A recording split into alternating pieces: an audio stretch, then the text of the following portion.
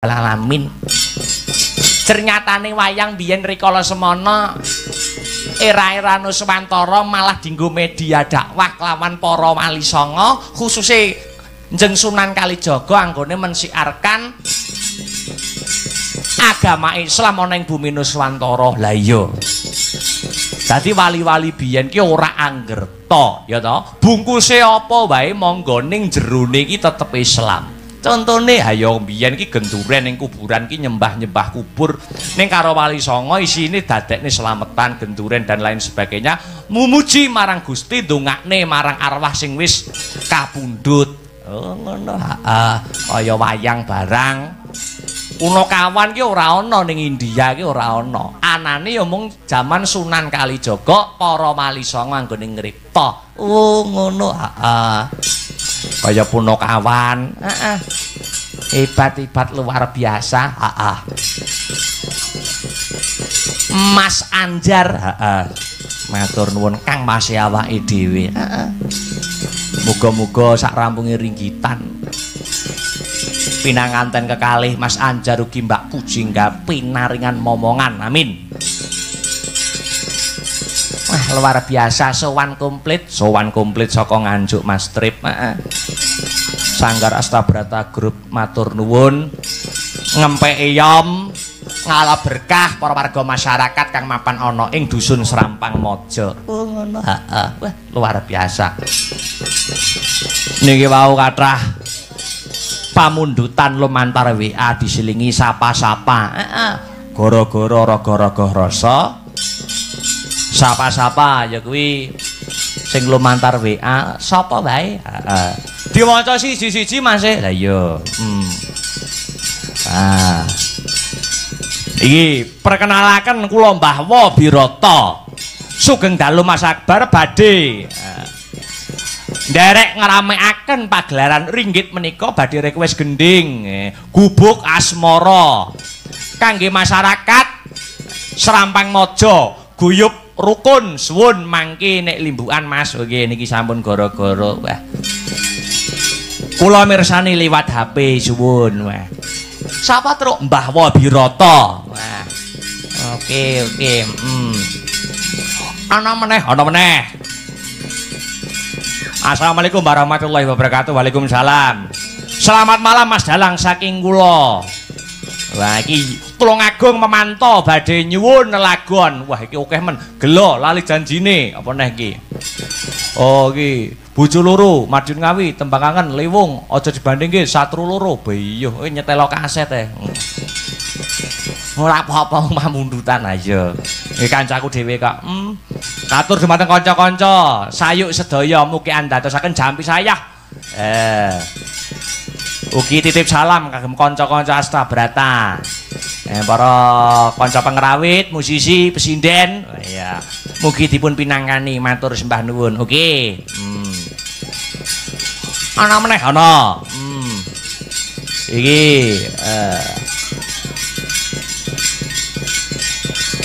iki kewajiban iki awake dhewe katone besok ya arep sowan mrene meneh. Ning Serampang Mojo meneh, ning tanggale urung ditentukan. Ngene daleme Mas Rama Serampang Mojo. Oh, ngono wis ketu pitungan karo manajemen sanggar. Ayo, alhamdulillah. Wilujeng-ijeng nak Mas. Wah, jos ringgitanipun. Wah. Semangat selalu. Oke. Gemati niki sampun katur wau limbukan. Bu Semiati Blitar nggih matur nuwun. Dipinangkani ya, sing kalem-kalem dhisik wae nggo pemanasan ngono, ben rasane kecekel. Aku suwe ora ngrungokake langgam kasengsem. Wah, reptane Mas Bayu Waji ditanjake nggo ngeling-eling. Pelak. Bawa no kancane Mas Paris ki ditunggoni. Ayo Mas Paris, ayo nonton. Bawa Mas, ayo. Ada ngeredek lah ya. Ngeredek. Kita arep rabi ya. Arep rabi ya. Arep. Oh iya. Wis calon bojone wis digawani enti-enti, maksudnya jak nonton wayang. Wah, ngono kuwi. Dadi calone wis dibelajari, belajar sing budaya ya, Dik. Dilalah Mas Paris iki ora seneng mangan daging.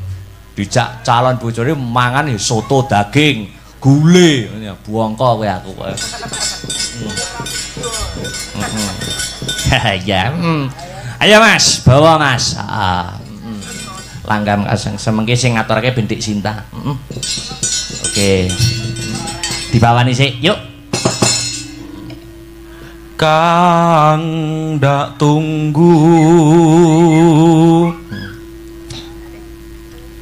Jumeduling wanci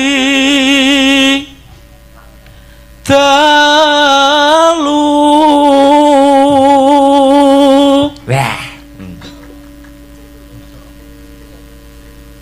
Sorot ingkang padang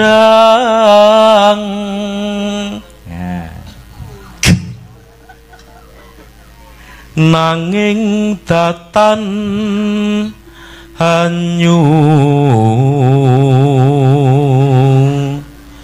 lapi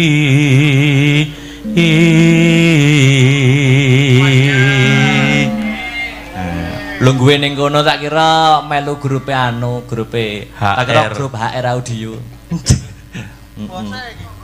Bose. Iya. Lanjut dintekne Mas. Noraliya hamung kajoberem bulan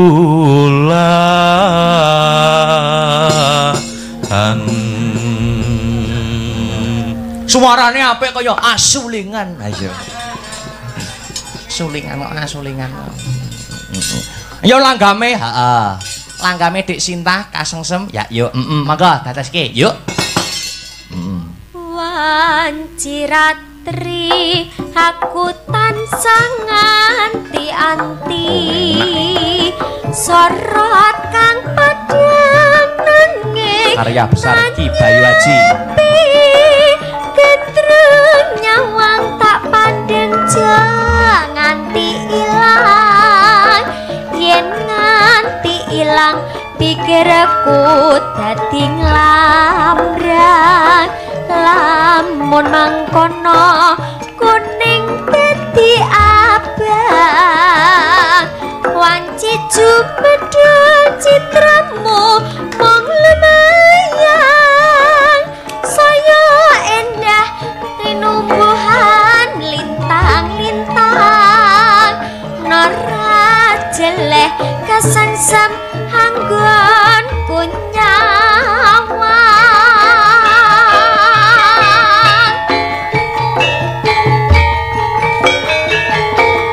tak umpamake wong bagus ngagem nyangking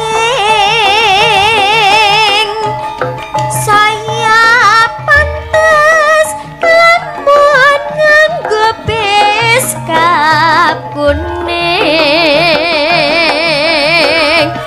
sapa wae mesti bakal pengin nyanding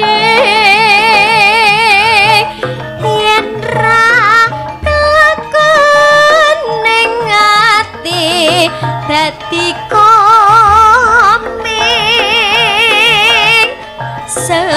sejatine rembulan kang dak karepke lamun daderi dalan nyang semati iperate mega kang pacah pamore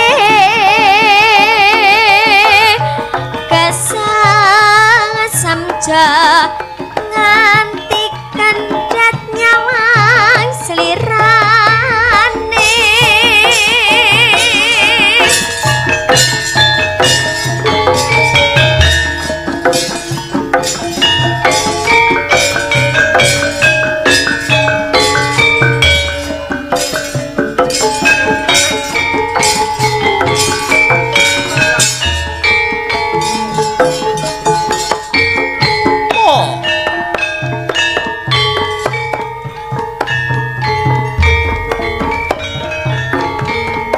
Wanciratri aku tansah nganti-anti sorot kang padhang nanging tan nyulepi gendrung nyawang tak pandeng aja nganti ilang yen nganti ilang pikirku dadi nglambrang lamun mangkono kuning dadi abang wanci jumedhul citramu mong lumayan saya endah rinumbuhan lintang-lintang narajele kasangsam anggon kunyawang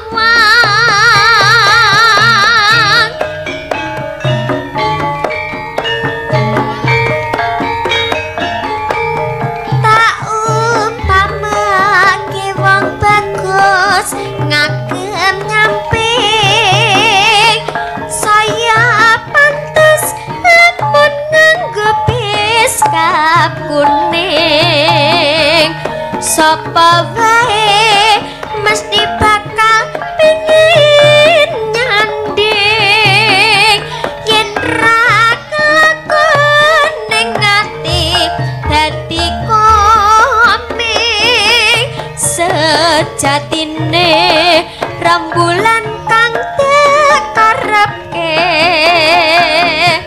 lamun daderi intilan nyang semeke ibarate meko kang baca pamore sengsem nganti kendhat nyawang selirane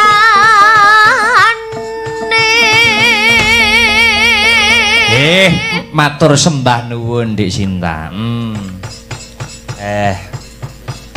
Iki sing memantau lumantar YouTube isih pira, Truk? Iki yen ora kleru yen manut HP-ku 152. Wah. Sedo ndelok. Iso berkahi melu tirakatan lek-lekan. Sing rung subscribe ndang subscribe. Lah iya. Subscribe YouTube Astabrata Media, ben selalu mengikuti Mas. Ayo. Ana pementasan ke depan ya Dik Bagong. Ayo. Wah, luar biasa. Ki mau kasengsem karya besar pepundhene awake dhewe punden dalang Ki Bayu Aji. Ayo Kang Mijil saka Timasan Surakarta. Wah, luar biasa. Dadi etika-etika ngene iki perlu di wedarke maksude ayo no nek nembangke apa ngunekke apa ngumandangke apa ki yen ngerti sapa sing nyiptake lebih baik disebutkan kanggo menghargai karya-karyane ngono Betul pepeling Ki Anom Surata Sri Uning Ki Sukron Suwanda Rengu Ki Wangsa Subagya Tulungagung ngono iso. Jadi selama mengerti siapa penciptanya disebutkan, ayo. Kanggo menghargai karya-karya besarnya, ayo. Wah luar biasa. Mbak Sri Wahyuni, Nggih Mas. Wilujeng enjing. Enjing. Enjing Mas. Wah. Katone dirimu sibuk terus iki. Sibuk Mas. Persiapan HWD. Latihan terus. Nggih latihan terus kok Mas. Wah jantenan statusnya bucin yang-yangan terus. Mboten no. Iya. Melek. Yogone turu barang melu. Yo. Nek hebat kok pacare Mas kok Mas. Mbak Sri iki luar biasa yo pencipta lagu kok. Hebat kayak suarane luar biasa. Nembang, Pak. Aku pengen dirimu nembang jineman ya, jineman kandek ya. Nggih. Oke. Suarane ra ditelas mboten napa-napa, Mas. Ora apa-apa. Koretan-koretan ritak ra masalah. Iya. mat-matan. Yuk. Jineman kandhek ya. Monggo Mbak Sri. Monggo. Wateng ati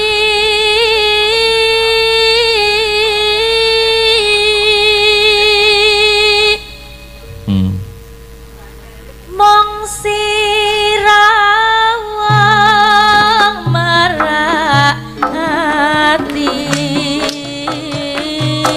dasar kewes kandes luwes sak solae tunduk kembang melati ambar-ambar kendawangi ngagem rimong plangi wimbo angaresepke ati pacake tindak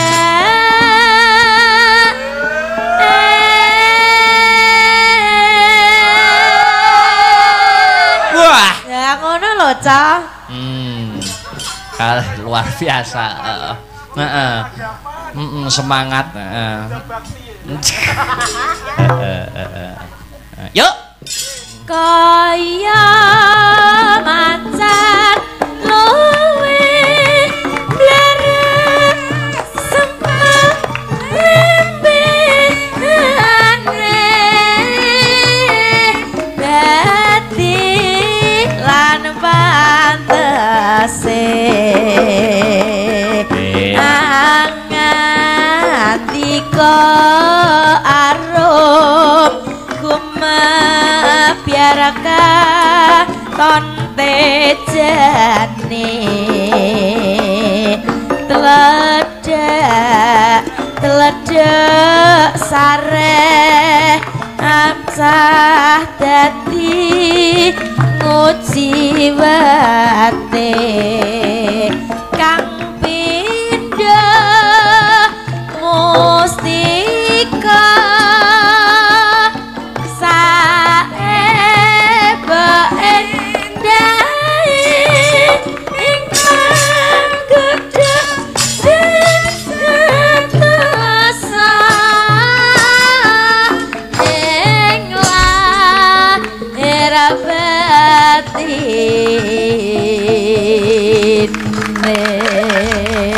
Terima kasih kanca-kanca. Iya halah. Kompake rek. Semangat sesuk prei ya. Luar biasa. Dik Bagong, piye? Kok ngunekne jineman kandhek? Ndek iki metu ning garapayang ning ora metu. Dendet tung drung tung. Langsung ricik-ricik. Ora masalah. Aku ora apa-apa wong duduk wayahku. Dalange sijine iki lho. Jarene nek pas mulih wah aku wis kadung nata tembung apike gandrungan. Salahmu aku. Nah ya lah iki nyambut gawe iki yen parangkate kepenak sound sisteme kepenak ki ora krasa waktu iki kaya lumerek cepet ning nek wis dilalah wayange ora penak panggunge jebol sound sisteme tak dadi tuang deng dadi ding ngono nyambut gawe sewengi rumasane kaya seminggu. Iya, Dik Niken masih ada, diaturi jumeneng. Disepoti yo. Mangga, sembarang manut, yuk.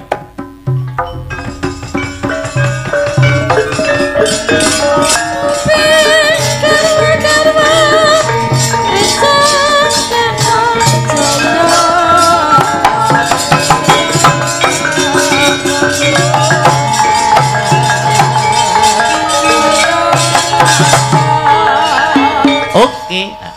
Wilujeng enjing selamat pagi, good morning Dik Niken Salindri. Selamat pagi Mas Dalang. Amin, amin. Kok iso amin ki lho orang aku gak ndongakne sampean. Yo, aku ki nek wis isuk-isuk ki utek wis ning Gusti Allah tok. Alhamdulillah nek. Gubake elek ya. Ora apa-apa malah apik. Amin. Panjang umur ya Mas. Gimana? Panjang umur nggih. Loh, Amin. Halo Mas. Alhamdulillah. Alhamdulillah. Menika sing kagungan damel. Nggih, ngersake. Pak Sumarwah wau sing dereng katur kena tasih kathah. Wau sing sampun dipinangkani nek mboten klentu langgam ali-ali. Iki gubuk asmara podang kuning dereng. Monggo Dik Niken badhe milih ingkang pundi? Oh, nggih. Podang kuning nggih. Oke. Oke, Yuk, langsung wae, Dik. Langgam buka celuk. Ya, Iso amaning omah wis ora kerasan keluyuran anggoleki sing tak sayang mubeng mitar anggon kang iteri nara krasa esok awan nanti wengi iman yen nganti liya kanyayang kliang tak sawang minclok ning ngepang kekencangan taringki saka kateman sarwi ngoceh dheweke ngalih bensokan ilakai tak suwon bajeng ngeci podang kuning agawe pikir aku komik seret pirang tak sawang tambah manis bunga yen kelakonnya dengan slirane ora bakal atiku kaki bang lian yen si podang handut tati kepranan neremandan tikusan saya Sarapika kepulut tepen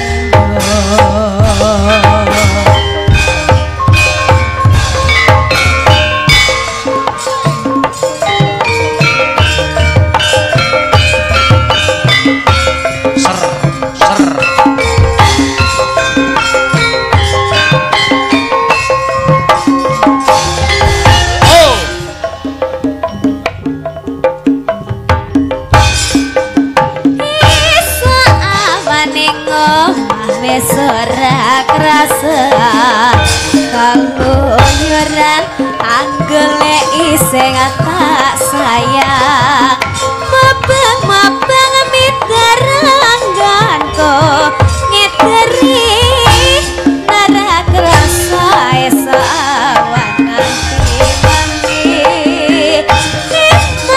iman yen nanti yo kanyaya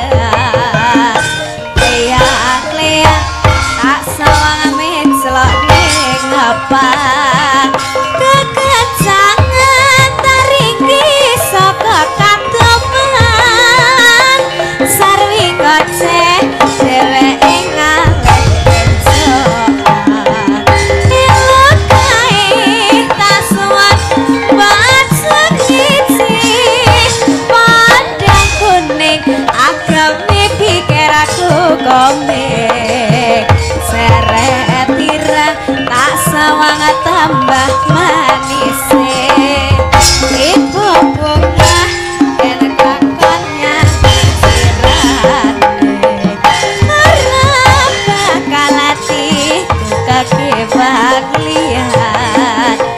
genesi poda anggota tadi kepranan Muramandani kusana saya Sadra kasranani Serapi kakulo teben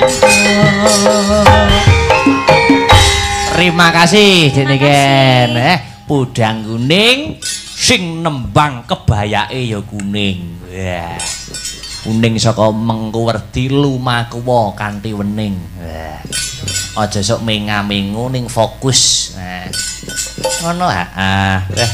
Dik niki statuse bubar jalan-jalan kembali tak delok. Jane ning Bali aku titip aku. Titip asbak sing bentuk anu lho. Nyeni niku lho Mas. Napa? Nyeni. Nyeni. Betul. Tempat buang air seni, Bro. Mbak Ikar, yuk jumeneng. Spote sing anyar ki lho. Monggo, yuk. Mbak Ikar, jumeneng, yuk.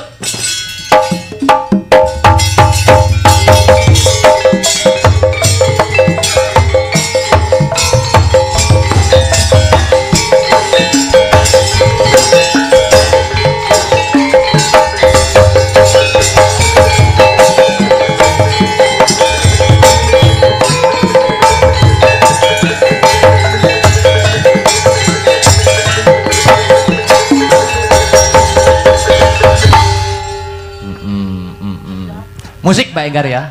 Nggih, wonten pamundutan apa mboten? Pun sampun, sampun telas. Sampun telas. Nggih, sing musik wae, ben nyambut gawe. Ayo Mas Unio. Ayo, kasih. Wah, statusnya Mbak Enggar ke dolan ning Solo. Jajan pancong ya mesti, ya ta? Nggih. Oh, statusnya jajan pancong. Niliki anu niku lho, niliki bose. Ndak nakal engko ning kono.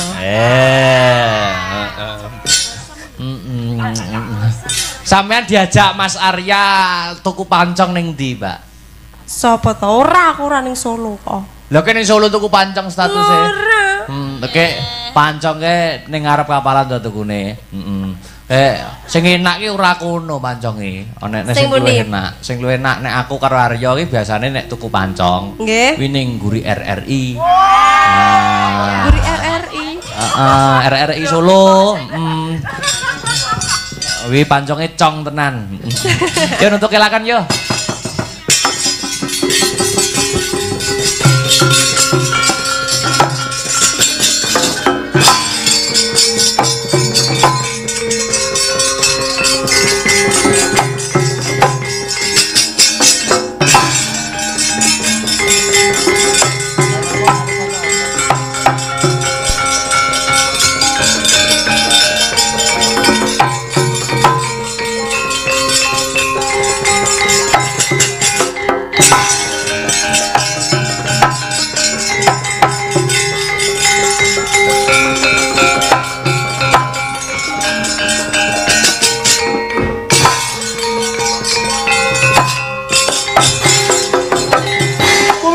Sing langit kelap-kelap katon lir kincang risang maweh gandrung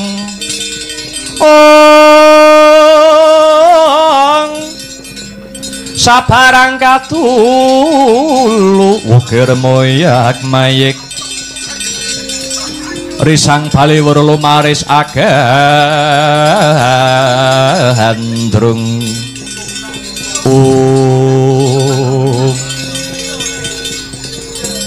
Gatotkaca kang prapta nggih Paman Janaka.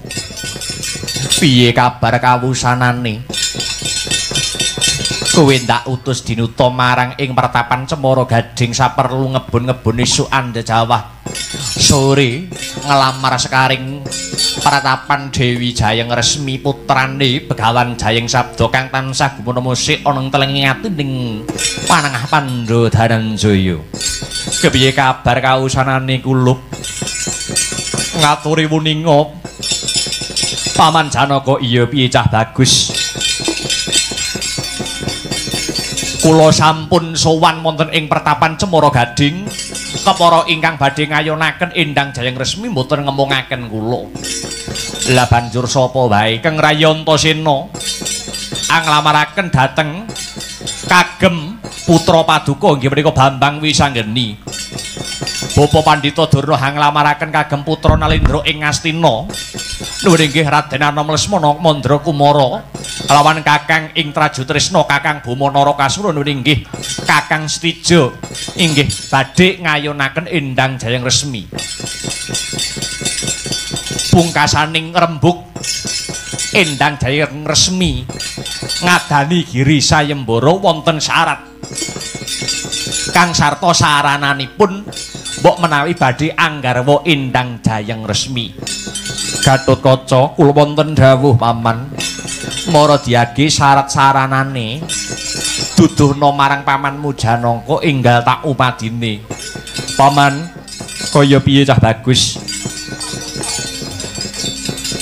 Inggih enjing inggih sonten Paman Janaka kasembadan ingkang jinangka badhe njatukrama Dewi Jayang Resmi sekaring pertapan Cemara Gading menawi saged mujuti inggih menika wujudipun cupu manik gambar bumi.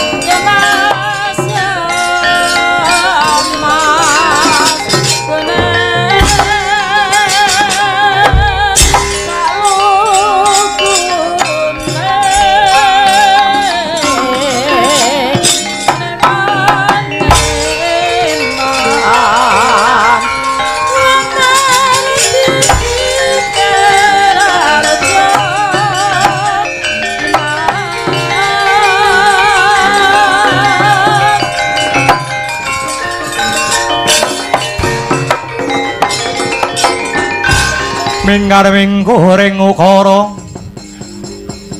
akarana karanan maradi siwi akarana karanan maradi siwi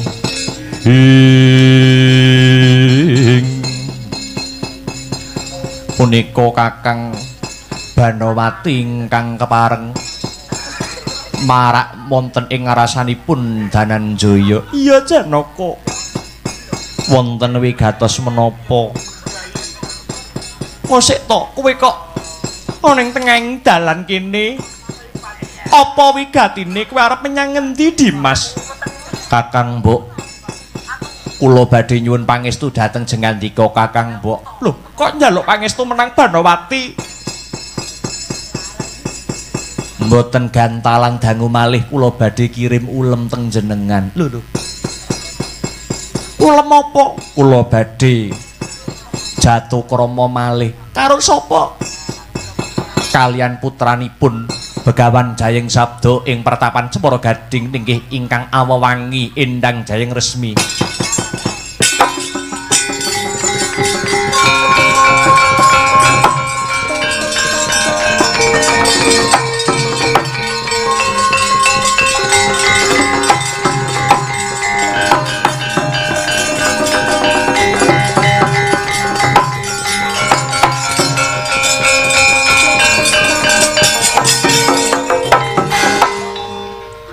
Kepara tekaku ngadhep nganing Dimas Janaka aku mung njaluk senjata pitulungan marang jeneng sira Yayi.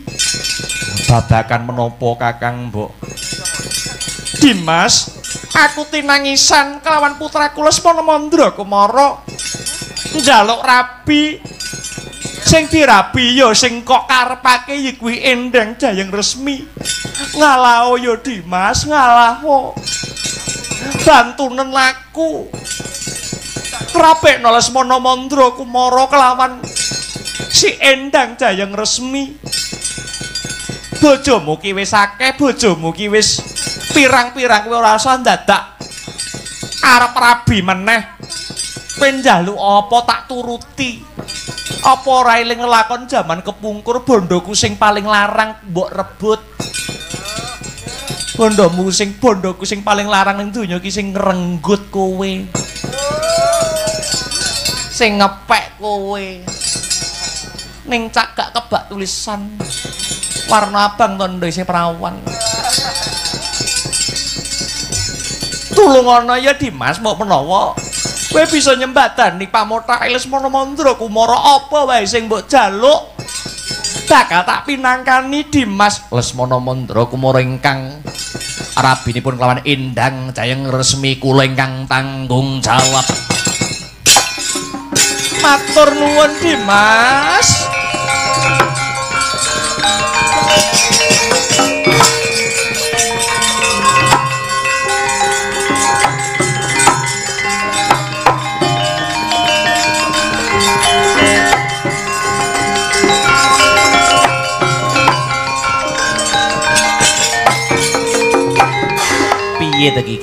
Iki piye jare Satria iki berbudi bawa leksana anak sampeyan Bambang Wisanggeni niku tesih Jaka dereng palakrama mbok sampeyan ki ngalah kalian Kang Putra to Gus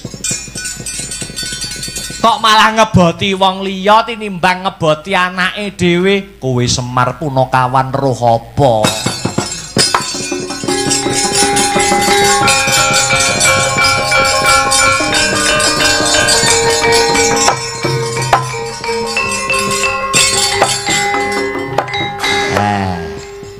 sing penting Semar Badranaya wis ngandani sing penting aku wis nuturi ewadene tetep ngeyel tetep merangkel ing tembe mburine yen ana apa-apa Semar ora tanggung jawab tak balik ning Karang Kademel tak mulih aku ki meng macak sewengi yo nggur metu iki tok tanggung dhewe perkarane.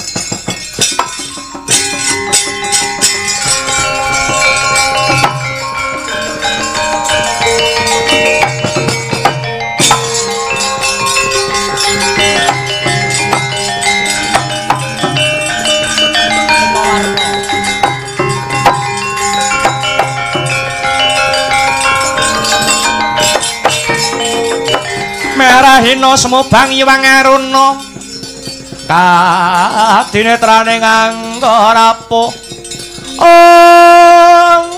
sabdaning kuila ringgane goro saketer kinitunganing kunglir wuwu sing pinipanca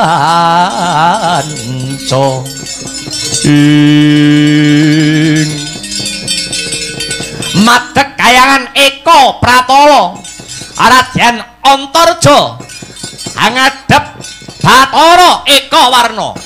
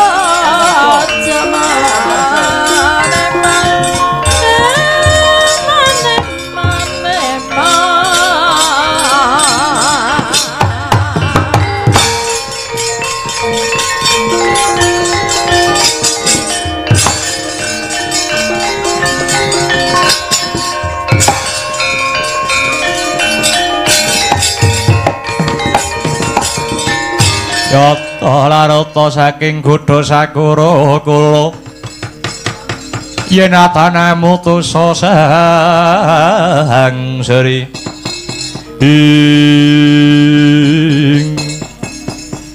lho iki ndak sawang katone si Antarja ingkang prapta ana ing kayangan Eka Pratala ngadhep marang panjenenganing Sun Bathara Eka Warna. Nggih nggih Pukulun. Apa perlune he Antarja? Eyang Pukulun, kula badhe ngampil wujudipun Cupu Manik gambar bumi ingkang minangka paduka ingkang nyepeng kinarya serah-serahan manten serah-serahan rabinipun kang rayipun wisanggeni kaliyan putri saking Cemara Gading ingkang sesilih Endang Jayeng Resmi. Kowe bakal nyilih Cupu Manik gambar bumi lakar kados mekaten Yang Bengkulun. Ya Antarja yen kowe bakal nyilih wujude Cupu Manik gambar bumi bakal ingsun silihi merga apa? Dasarku nyilihi marang si Antarja amarga sejatine Cupu Manik gambar bumi kuwi dudu duweke sapa-sapa kejaba mung duweke simbahmu dhewe Bathara Hananta Boga. Yen putune bakal nyilih tartamtu bakal tak silihi tampanen Cupu Manik gambar bumi iki Antarja.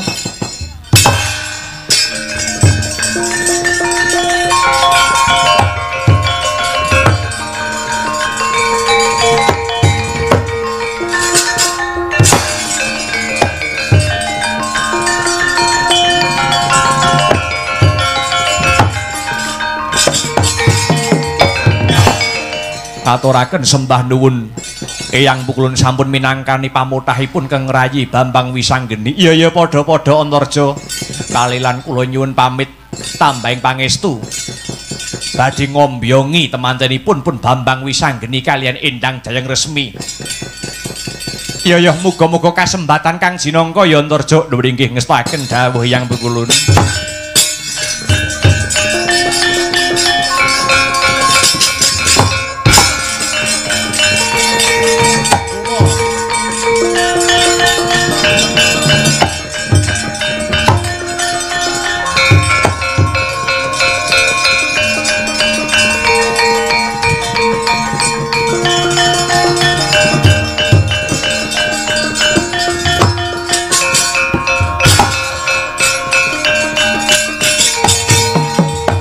Weh lah dalah iki ndak sawang putuku bocah bagus Nalendra Traju Trisna Bama Narakasura. Lho niki Yang Bengkulun tekamu rene ana pariga gawe apa he Bama Narakasura? Kula badhe ngampil wujudipun Cupu Manik gambar bumi. Minangka syarat sarana anggen kula badhe palakrama kalian Endang Jayeng Resmi saking pertapan Cemara Gading. Welah dalah kujurane kowe kedisikan karo Antarja. Antarja wis nyilih dhisik marang panjenengan ingsun arep kanggo syarat sarana rabine si Wisanggeni. Welah dalah Antarja aja mlayu.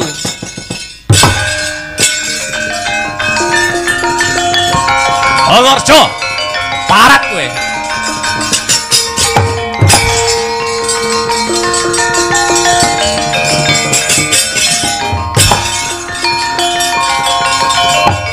Antarja Manik.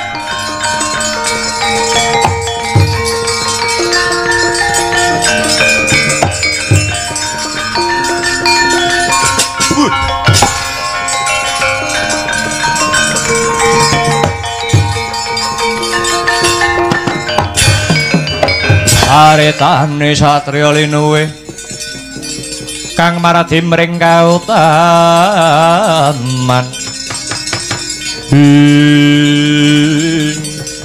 Kowe maling kowe. Kowe maling. Arepmu piye Kakang Bama Narakasura?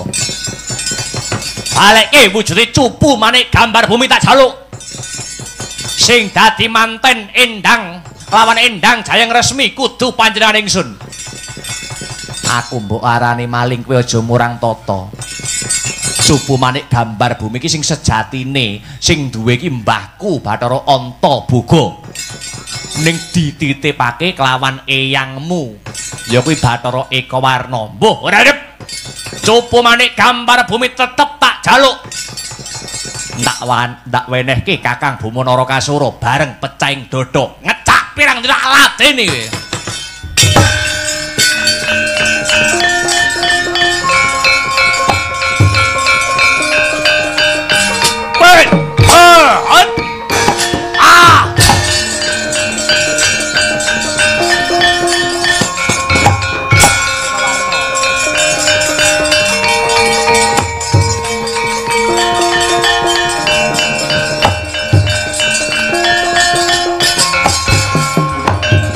Bela dalah.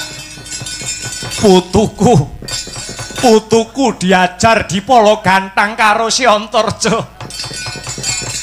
Aku kan dadi mbae ora mung meneng wae. Aku ora bakal negake putuku Bama Narakasura Antarja. Cupu manik gambar bumi balekno.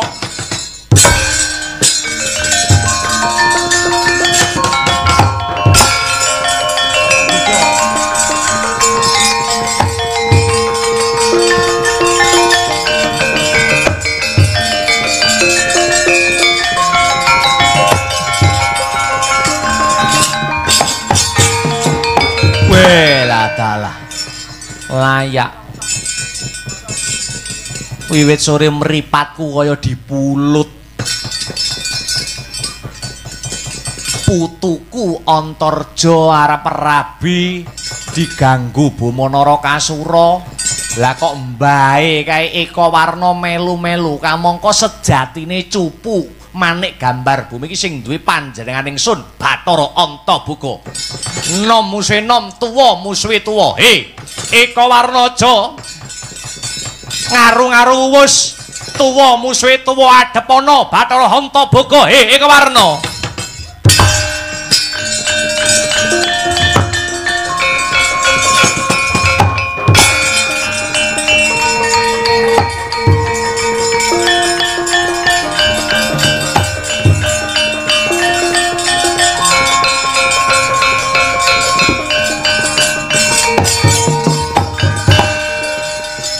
Ayo, kowe aja melu-melu.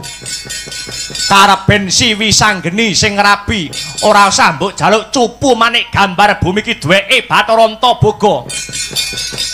Aku tetep ngewangi putuku Bama Narakasura nganti kukuting jagat. Antarja bakal tak pateni. Putune musuh putu mbae musuh padha mbae.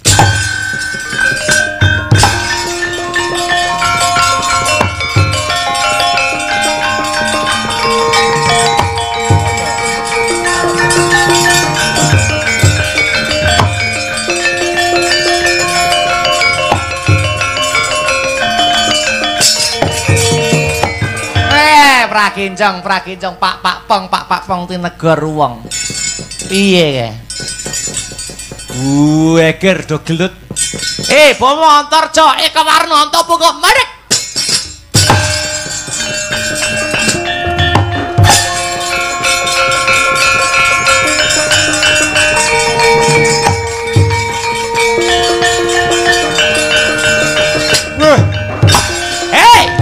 Mandek.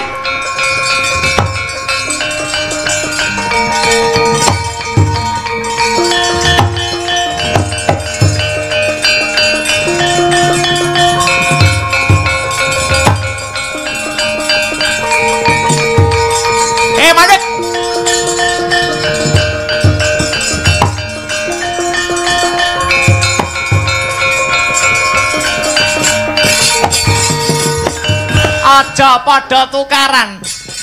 Wis kinodrating jagat pinurba ing dewa yen si Jayeng resmi kuwi dadi jodhone Siwi Sanggeni. Kowe barang Eka Warna karo Bama Narakasura aja mencak-mencak.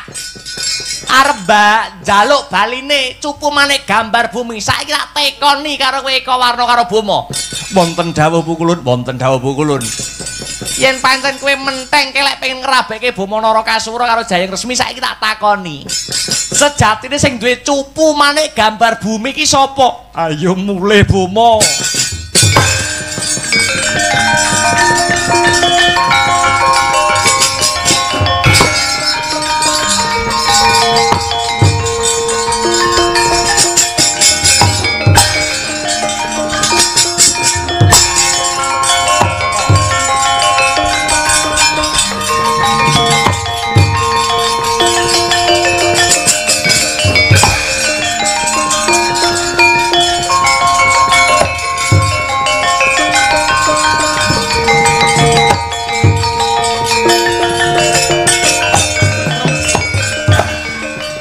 Antarja kowe tak katone krungu kabar aku. Kowe wis mondhong wujude cupu manik gambar bumi. Nuwun inggih Paman. Wulungno aku wae sing ngrabekke Siwi Sanggeni kelawan Si Jayeng Resmi, aku Sudarmane, aku bapake. Wulungno Cupu Manik Gambar Bumi ndak rabekke dhewe Siwi Sanggeni kelawan Si Jayeng Resmi. Monggo kula aturi nampi paman.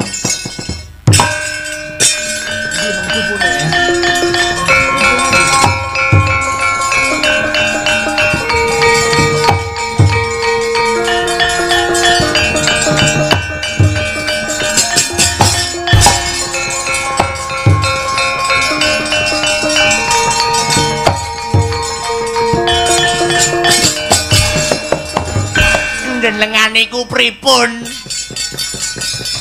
Pripun piye to, Truk?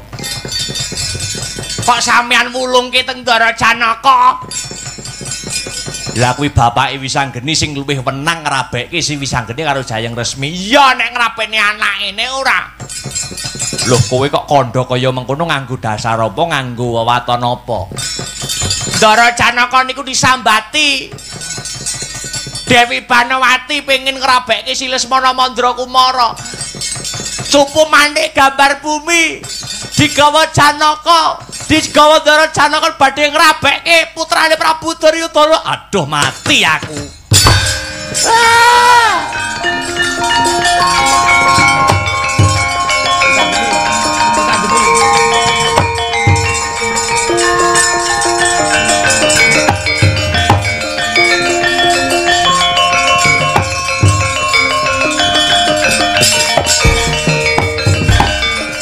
Bambang Wisanggeni, piye Kakang? Aku njaluk pangapura sing gedhe. Cupu Manik Gambar Bumi sing wis ndak entuk saka kayangane Eka Pratala di jaluk wani karo Paman Janaka. Ning katone ramamu rasa rujuk kowe gandeng Si Jayeng Resmi mergo bakal kanggo srasran manten. Si Lesmana Mandra Kumara bapakmu katone luwih ngeboti wong Astina. Aja semelang sing penting tugase Kakang Antarja wis rampung njaluk Cupu Manik Gambar Bumi ana ing kayangan Eka Pratala babakan digawa bapakku Kanjeng Rama Janaka kaleben Wisanggeni sing murba kang sarta wasisa.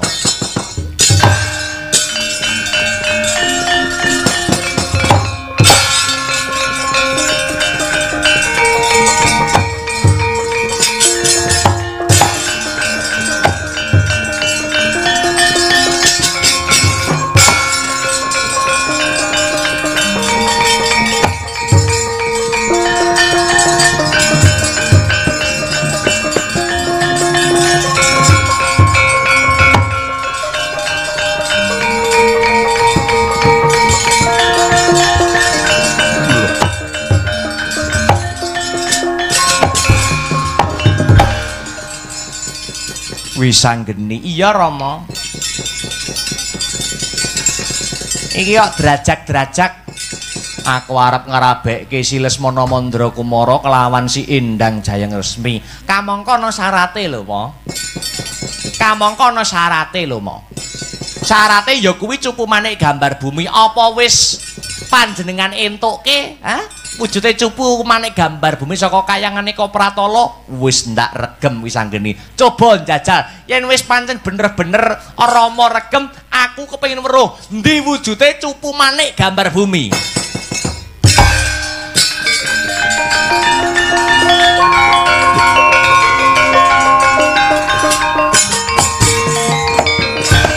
Piye?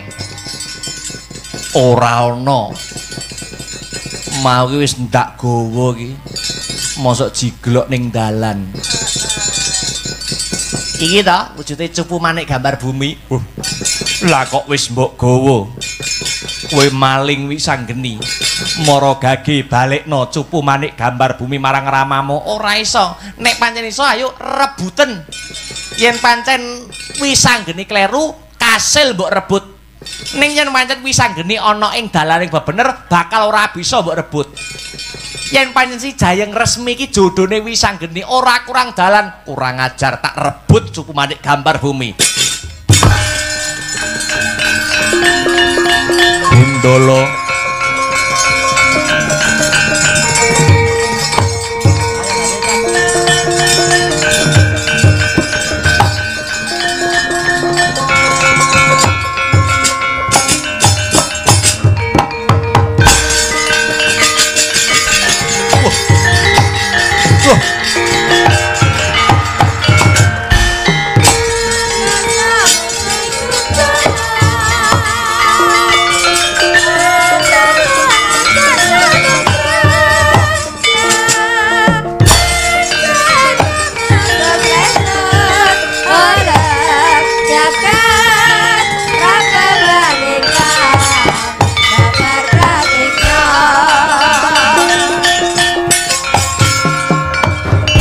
ragaku mancep ana ing lemah.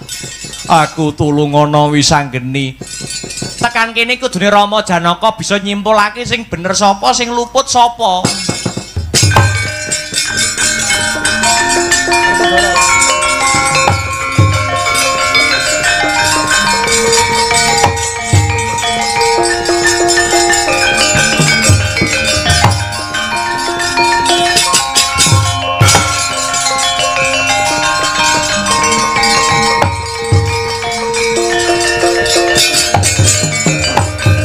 Samu barang iki ngunduh wae ing pakarti ngono.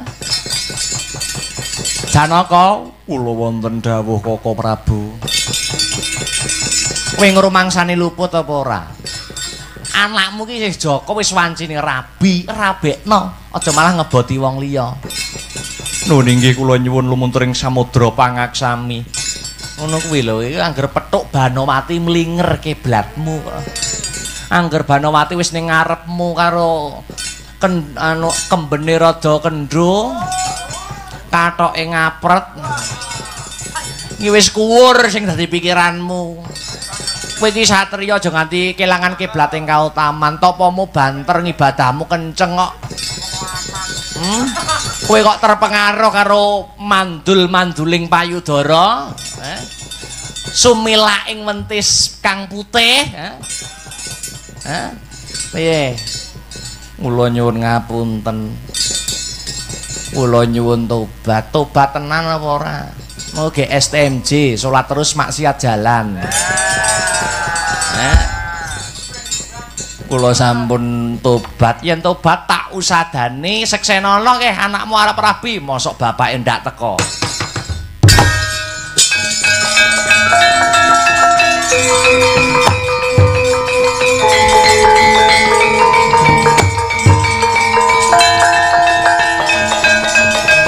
Ayo nyekseni duwe nggih Kaka Prabu. Ayo Janaka.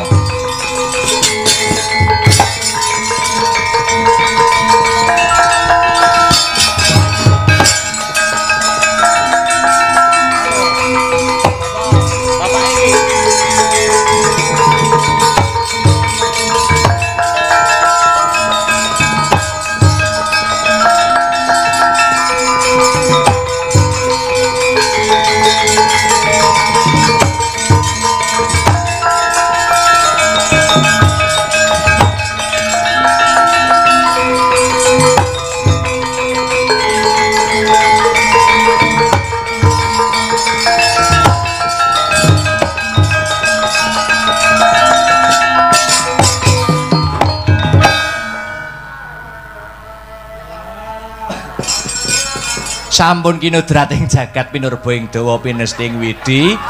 Mugi-mugi bebrayane anakku si Jayeng Resmi kelawan Wisanggeni sakinah mawaddah warohmah kaya dene Kang Mas kula, Kang Mas Anjar kelawian Mbak Yu Puji. Mugi tansah atut runtut reruntungan, pinaringan momongan satemah saged dados keluarga. Netepi tembung baiti janati rumahku surgaku. Selamat sing nanggap, selamat sing ditanggap, selamat sing nonton tanggapan, selamat sing ditanggap ke wayang.